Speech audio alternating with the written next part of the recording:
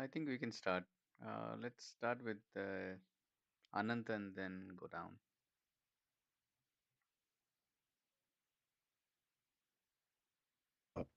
All right, thank you. I didn't get to the end. I said like slide 29 of what 50 slides they had. But I did get to so I guess I'm at the stage where there are a bunch of graphs justifying their um, uh, valuation methodology, I suppose. The graphs was a little confusing for me, so I was just staring at them and didn't get far with those graphs. Um, but yeah, I did spend time reading the introduction and uh, the preface, so to speak, for these methods. Uh, there's like, I mean,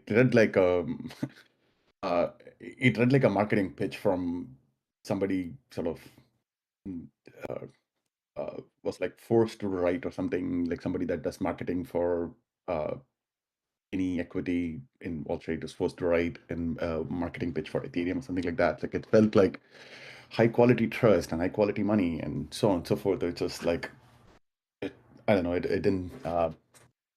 Uh, it didn't feel convincing to me, but maybe other people in Wall Street, maybe they'll get convinced. I'm not sure. I also found like some uh, yeah, like I guess their main sort of justification for such crazy valuation and the entire document is that they are sort of comparing the trust that you can get with this blockchain and smart contracts and the sort of the uh, uh, different types of decentralization, I suppose, with Ethereum to like potentially be applied to like insurance and legal systems and audit and compliance. And they came up with some giant numbers that said like something like $10 trillion that's consumed annually uh, for these systems. I don't know what consumed here means, but I suppose it's like transaction costs for those systems. Um, yeah, like it's like jumping way like too many steps for me. It's like uh, you can treat Ethereum as a trust producing machine, a trust factory, uh, to do interesting things. But to go from there to like, yeah, like insurance and legal and audit and compliance takes $10 trillion. So there is this giant upside, and we are like just getting started. I guess that's their premise. So it's, uh, I don't know, that didn't.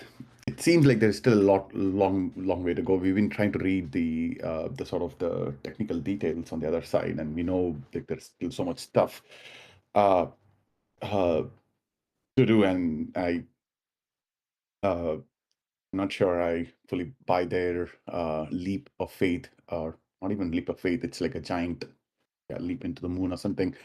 The other thing I also found was the yeah, they quoted like about 1 million validators. I'm not sure if that is accurate. I would like to know. I didn't get to the part where they refer the sources for those type of data, but I thought that was interesting. The other thing, yeah, they were also like trying to go after all the bankers and all the uh, yeah, like the insurance and the legal contracts I mentioned. Uh, as to like the oh yeah, like they were saying something along the lines of like you don't need judges to interpret contracts, and you don't need bankers to issue loans, and you don't need auditors to do compliance and whatnot. Uh, and I was thinking about like how actually World Bank functions. I don't know. Like it seems like World Bank often issues loans to developing nations, developing countries in like giant infrastructural projects, and they do some giant calculations on which countries and what interest rate and whatnot.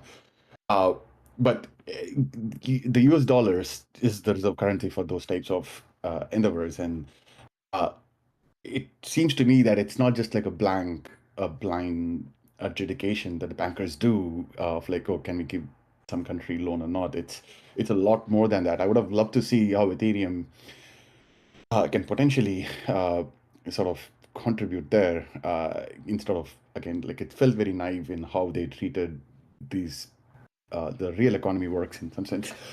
Um, and uh, yeah, I guess those are my main thoughts. I mean, the other thing, it's two other thoughts like unrelated to this that came to mind is like this. I think it was uh, the Autonomous World group. They published something like with those strongest gaming thesis or something where they were essentially postulating that if Ethereum is going to be a civilizational scale technology, then gaming seems like a really good place to look at how that is going to evolve. I'm still thinking like that is still a stronger narrative on where Ethereum will be in like 5-10 years as opposed to like a document like this. This seems like very much you're looking for institutional validation. It seems like they're looking for validation in the wrong places, at least to me, for the technology itself. Uh, it's That's one thought. The other thought, I was also reminded of the Bloodcoin talk that Venkat did, I think, some time ago, which I remember seeing some blog, somebody working on something on it. I don't, I couldn't find the link. Uh, but again, that felt like a direction to go. If even if you're talking about financially or economically using Ethereum, let's say Ethereum's trust in some meaningful ways, not just as like a replacement or rip and replace of like a traditional system. Uh, Okay, those are some thoughts, very divergent thoughts. I will pass it down to Anuraj. Yeah, so basically, I agree with Anand on that. This is basically a marketing slide deck for. It seems like it's been written for the Wall Street finance people so that they can get into the crypto blockchain world. uh, and yeah, but some of the claims seems a little exaggerated, like the 1 million validators. But yeah, like it could be like forgiven. It's basically a marketing document, but this seems like a good marketing document. Like if you have read Josh Stark's the hardness essay, it's like a marketing document for that. And what else? And yeah, so some of the claims about like there would be no problems with the trust where is like for example now during the Fusaka upgrade, I think one of the clients, I think it was Prism or something, had a bug, and then 23% of the network was down or something, or could not finalize the blocks, some problem like that. And then if Lighthouse had been down, then there would be like more than 23% of the uh, like validators not able to finalize. So it's not completely there where this documents claims Ethereum is supposed to be. Maybe it will get there someday, but I don't know if I'm not sure like when it will be. And then there is this critique of Polinia. I don't know. He has been writing blogs on this. Like as Ethereum becomes bigger and bigger, so there would be like starting like interest groups forming around like which EIPs go in, right? So it kind of some centralization. For example, now stable coins are issued basically like a few big players, so they could basically like kind of influence what kind of EIPs get prioritized. And what else? Yeah, these were some initial thoughts. I'll come back to it if I have some more thoughts. Passing on to Jenna. Yeah, let's see. My highlights were I do often wonder, in terms of, it looks like a marketing document, are business people, and apparently they often are swayed by slick design, and versus, for some of us, it's off-putting. It'd be really interesting to know the relative sizes of those two circles on the big Venn diagram of life. I was intrigued by, I did a quick dive on the guy, Lublin, I've already forgotten. And that that his superpower was seeing the moment to start selling shovels. And I remember where I was because, I'm often doing our calls from a different spot. I know what public library in Maine I was sitting behind when like you got said, yeah, MetaMask is the one to use for safely starting to play there. And I still have a saved some kind of multi-sig that we set up that we should kick the tires on and see if is there still something there that we should be paying attention to. The third thing is, and I don't know how to do it, but maybe we have a little time today, is to go through, I quickly scanned through your ChatGPT, and my Claude obviously is pretty fun, but to go through the critiques in particular one by one to hear whether people think there's a there. So my basic sense is there's a there for consensus, like it's not all smoke and mirrors, notwithstanding the yucky marketing document. But to see to what extent, mostly me following along you guys, but can we understand what the critiques are so that there's some sense of where the holes are that are worth paying attention to. So Ben's here now. So whatever you guys want, Ben, you can take over before we go to Venkat, or Venkat, you can go and pass to Ben.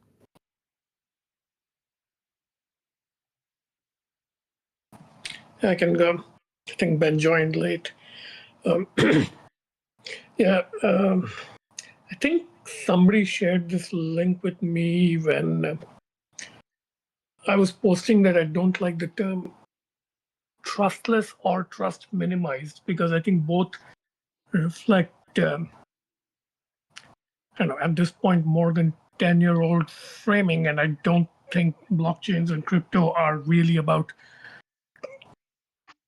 trustlessness, definitely not, but not even about trust minimization, really. They're about something else. And the person who shared this with me was basically pointing out that, yeah, one way to think of it is, so I was saying something like, just like AI is artificial intelligence, blockchains are artificial trust. They literally manufacture trust as a kind of substance. And this guy shared this report with me. And my ChatGPT session basically says that's kind of the new point in this report. So it compared with a whole bunch of previous bull case thesis documents for ETH, and said that the new angle to the narrative this one adds is approach the valuations from kind of a lower bound on valuation based on the role as a trust underwriting mechanism, which is kind of interesting. Now, there's still like inflated claims and like some bullshit too many leaps analysis, but that does seem like a novel way to approach it. That it's almost like, if you're in the trucking business, mass would be an important variable for you, like how much mass is being moved around by trucks. And I guess the equivalent would be how much trust. Now, we don't know how to measure trust, and that's where the valuation model, I think, is shaky. And ChatGPT pointed out that the ETDE valuation formula is kind of circular. I haven't looked at it yet, but it looks at L1 plus L2 total value locked plus stable coins plus restake TVL. So that looks vaguely like double counting the total value locked. So I'm not sure ChatGPT thinks it's circular. I haven't verified either way. So the underlying valuation model may be wrong, but I think it's a start in the sense of you don't have to treat trust as, or trust in the sense of this report as kind of like a vague hand-wavy concept.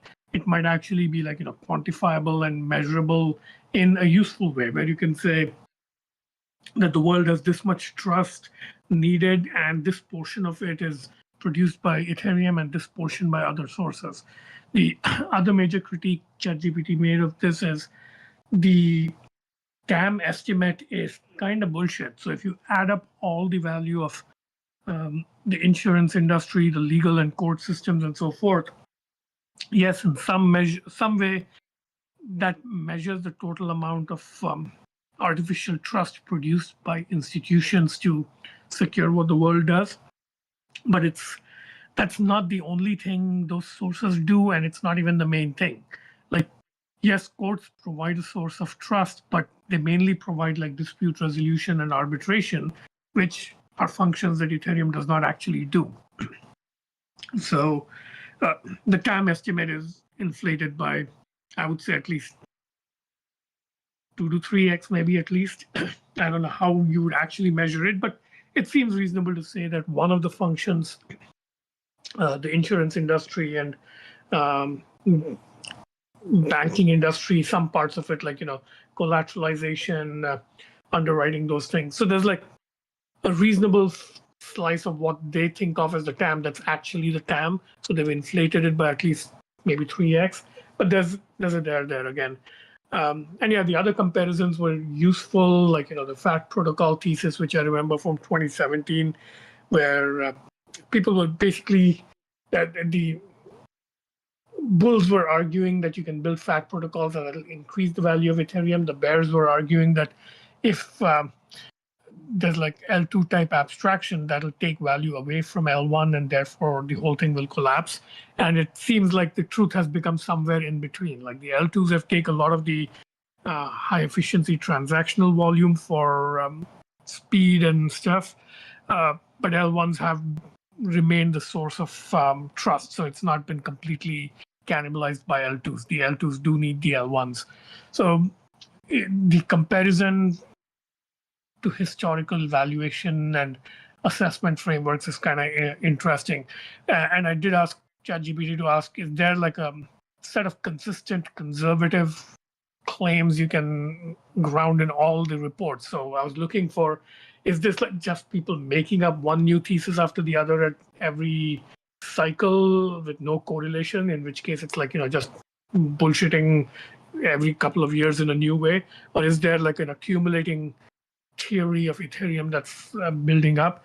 And it did identify several consistent through lines. So it feels like there is an accumulating thesis of why Ethereum is valuable and will retain value and so forth that is not all my marketing hype. So there's a signal in the noise. I don't feel fully competent to evaluate that signal, but it does feel like there's some consistency in how people argue for this stuff. Now, 10-year outlook, I think there's two basic levels of analysis. One is the thesis that there's something here overall. That's not under question, but the question is Ethereum the one to be the natural, inevitable winner take all or even winner take most solution? And there, I think the two big question marks would be, is Solana's point in the trade-off curve actually much more sustainable? And the other one is, stablecoins don't have to be anywhere in particular. They can be on any blockchain, or they can even be on unique stablecoin only blockchains. So I don't quite know how the latter works, but yeah, Tempo, which Stripe started, is an example of that. A couple of others. So for the Solana thing, I think the danger there is people are simply not that long term. So if you're on the trade-off curve between security and finality as one end of the trade-off curve, and the other is like, transaction cost and speed and stuff, people in it for like 2-3 years, it's like, people know there's a big risk of earthquakes and volcanoes and floods in certain zones, but they build houses there anyway, right? Because they don't care about big risks over long terms that are extremely rare. So that's human nature. And if that human nature extends to trustware, lots of people will build on Solana. So that's the argument for Solana, that a lot of people will choose to build there, and maybe enough people will build in such places that the market for Ethereum will kind of disappear. And this is not a trivial case. Like, it's actually kind of interesting that the most fertile and economically valuable regions in the world all happen to be in belts of volcanic activity and earthquakes zones and stuff. Like the west coast of the US is one of the most productive regions in the world, right? And this is true all over the place. So there is a case that, yeah, people will build on Solana because it makes the risky trade-off it does, and that'll kind of take whatever overall market there is. The other side of it is, there's like too much risk, and it's like a stronger risk, higher frequency risks than earthquake level phenomena, and therefore people will go to Ethereum. That's one case Solana loses. Another case that Solana loses is that they actually don't live up to their claims. Like, I think their monolithic scaling roadmap is not actually technically as robust as people think. Like, I think one of the strongest claims ETH makes is, even from a performance standpoint, the chain has gone down. Like, even in our very minor experimentation in this group, I remember we played with Solana a couple of years back, and then at some point Solana became inaccessible. The Phantom wallet froze up or something. So I've seen it's since come back online, but still that tells you something, that even the performance claims, it's not clear that technically they can deliver past a point, right? So a lot of their claims are based on accepting the risks of centralization and doing like centralized validation with high-powered servers, many of which, I think most of all of them live in the same couple of data centers, and I think the validators actually just rent VMs, right? Something like that. But you're paying a security cost, and you're not actually getting what they claim in return, because A, the chain goes down, and B, people are starting to talk of L2s on Solana as well, which to me puts a question mark on, like, if you're going towards L2 anyway, you're giving up the scalability roadmap that differentiates you from Ethereum. So what's different, right? So there's the, I think, case against Solana. The stable coins, I don't yet know, because I think Ethereum as a credibly neutral L1 makes the stable coins defined on Ethereum somewhat more credible. Like, honestly, I don't trust Stripe. I think Patrick Collison is a smart guy, but I don't trust him to run a stablecoin network for the world. He's a single guy. It's like even more like fragile than the U.S. Fed, right? Like Trump is trying to like strongly influence U.S. central banking, but even he has less power over the dollar than the Collisons will have over the Tempo blockchain. So I don't know. That one is a big question mark for me. But yeah, the overall sector, how necessary is it? I don't know. I think there's double-digit percentages that the whole thing goes away as unnecessary, and some version of like a highly corporatized platform economy continues to get stronger, and none of this is needed. I think it's a small probability. I think some version of all this is needed, but I think the case that the current set of solutions is the one that prevails is not as strong as people would hope. So, okay, maybe I'll break it down as 10% this whole industry goes away. 30% the winners of this opportunity in 10 years haven't even been invented yet. Like maybe it's like, some version of Cosmos that's not gotten much traction or something else. And then 60% a winner will emerge from the current set of players, or they'll carve up the market between them. I'm not a maximalist. I don't think one chain will dominate them all. Like even if Solana has troubles, I think it'll always have like some fraction, and all the little vertically optimized blockchains will also have some sort of fraction of the market. Anyway, so those are my thoughts. Over to Ben. Yeah, I was here. I just joined like 15 minutes ago. So but I do I guess I could have my own thoughts on this. And yeah, I agree. I don't like calling things trustless or trust minimized or whatever, because minimize respect to what function. I do think best way to maybe describe this, I think the DNA of these networks is fundamentally incompatible with the DNA of like a lot of state or actual TradFi stuff. In a way that I think it's kind of funny that there's a big push recently to try to merge a lot of TradFi in. I think that's going to end up going poorly for everyone involved. But I mean, that's also because that's kind of like a Trump thing, and when I don't think Trump's going to be around forever, despite what some people seem to be betting. Um, so I do think it's trust different. Like it's built from a very different sort of substrate, while it's not, and while still being sort of like another something that trust is involved, but it's just it's not built on paper. which is like, all the current nation state stuff is built on, which I think is very interesting. So and I think a lot of the strength comes from and I linked this Patrick McKinsey quote. He's actually a great hater in the space. I've always followed him.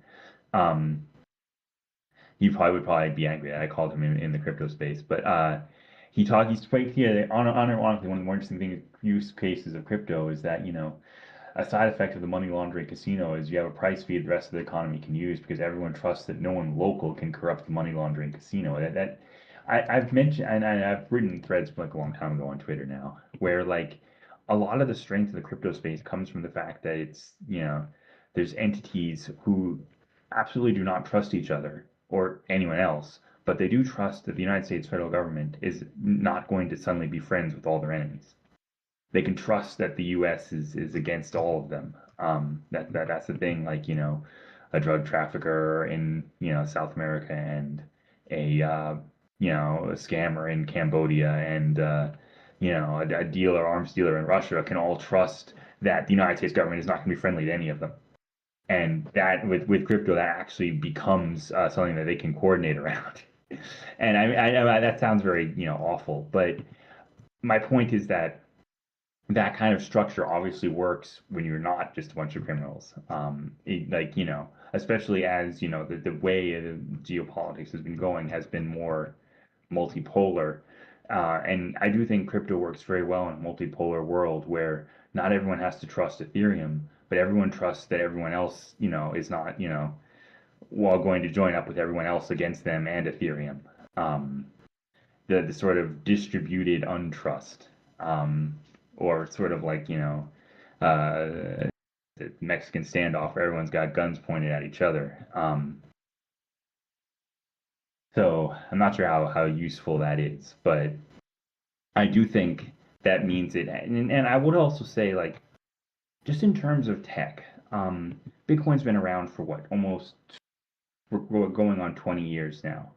And like, what kind of other tech can you really think that 20 years ago got started and is still basically, functioning today that isn't just like a downstream of a corporation? So like Google is that, but that Google is just, it's definitely not the same code base or anything. Well, I guess Bitcoin's not really the same code base, but my point is that, as an open source project, most open source projects from 2008 have long since died or faded into irrelevance. Um, Whereas Bitcoin, for all its faults, still operates. And I think that's very interesting. It does seem to have more of a staying power than even something like BitTorrent, which, has come and gone. You can still use it. But the situation with that has definitely changed more than the situation with trying to do a Bitcoin transaction. Um, so I do think that that is interesting, that sort of semi-stability. Um, Not sure if there's anything else I can say, if anything else is interesting. So I guess I'll leave it open to questions. I think everyone else has talked.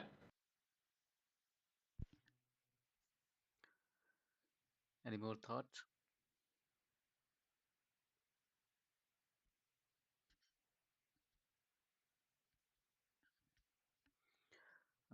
Seems not.